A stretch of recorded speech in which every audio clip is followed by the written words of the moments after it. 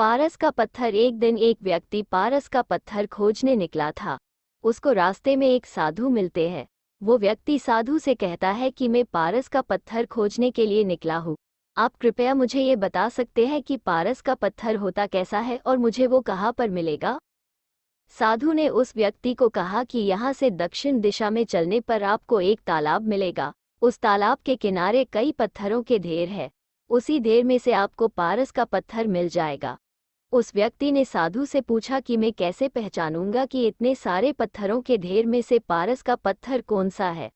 साधु ने उस व्यक्ति से कहा कि पारस के पत्थर की पहचान ये है कि वह और पत्थरों की अपेक्षा कुछ ज़्यादा गर्म होता है।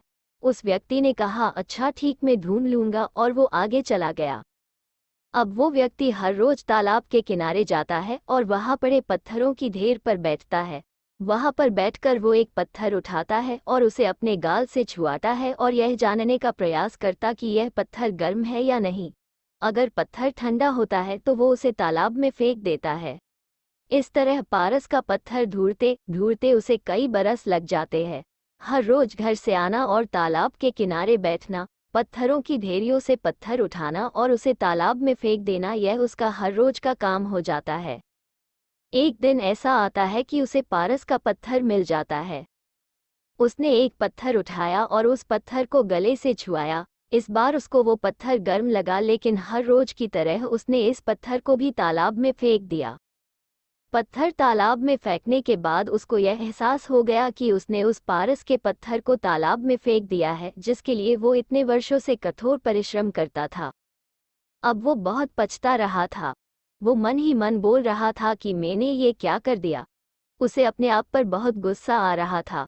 वह वापस साधु के पास गया और उसने साधु से कहा कि मुझे पारस पत्थर मिला था, लेकिन गलती से मैंने उसे भी तालाब में फेंक दिया। साधु ने उस व्यक्ति से कहा कि पारस के पत्थर की प्राप्ति तुम्हारा उद्देश्य था और तुम लंबे समय तक उसे प्राप्त करने के लिए कार्य करते रहे। कार्य तो तुम्हें याद रहा, लेकिन कार्य के उद्देश्य को तुम भूल गए। साधु ने उसको ये भी कहा कि तुमने अपने उद्देश्य के प्रति सावधानी नहीं रखी, इसलिए ऐसा हुआ। तुम तालाब के किनारे बैठकर पत्थर फेंकने को ही अपना उद्देश्य समझ बैठे थे, इसलिए तुम अपने कार्य के उद्देश्य को ही भूल गए।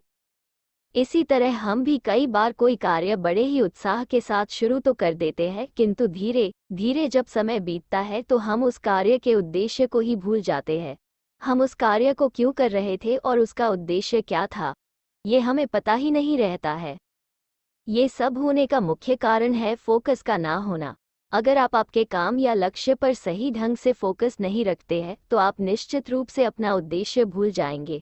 इसलिए आप जो भी काम करते हैं उसके उद्देश्य को हमेशा याद रखें।